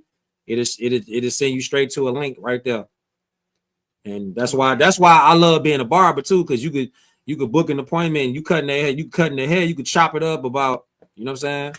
All that. Absolutely. Yeah. Well, again, like I said, I do appreciate you. And in spite of everything that happened with my computer getting overtaken with Yeah.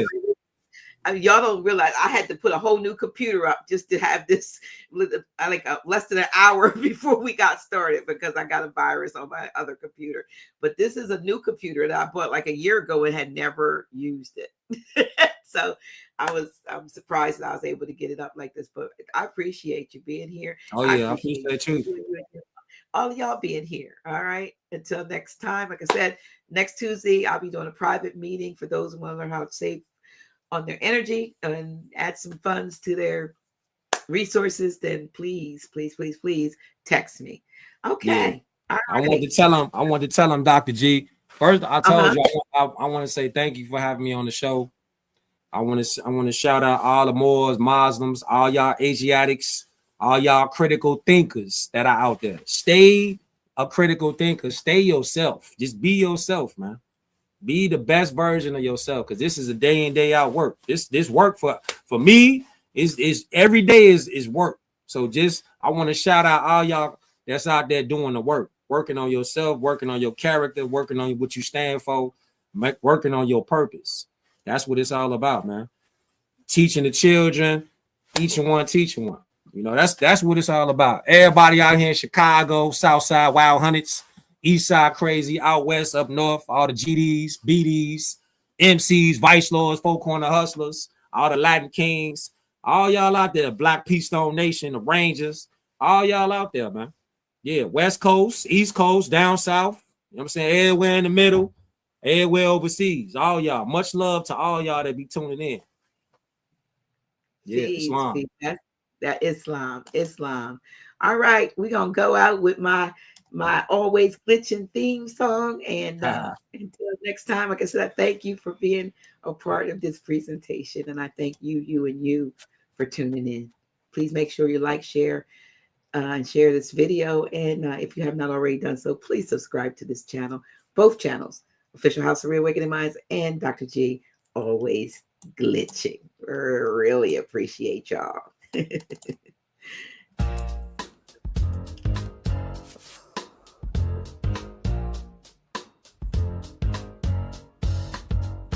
Always glitching, that's me. Doing what I can to be the best I can be. Always striving to reach the top. In spite of their restrictions, I'm someone they can't stop.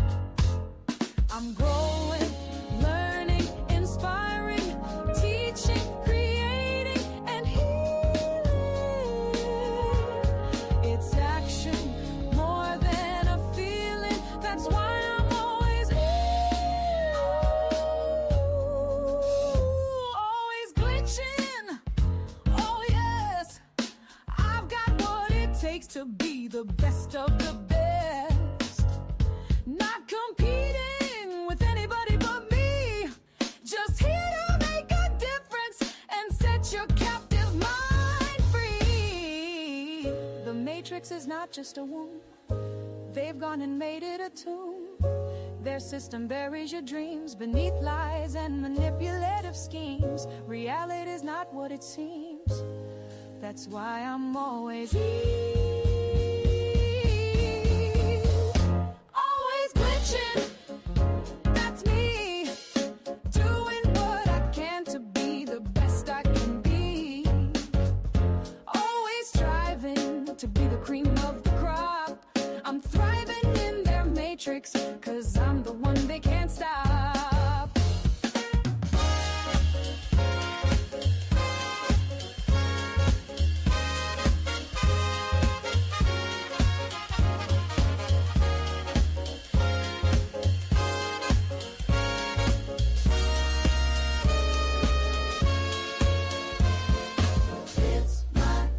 It's my time, it's my time. It's my time. It's my time, it's my time. It's my time. It's my time, it's my time. It's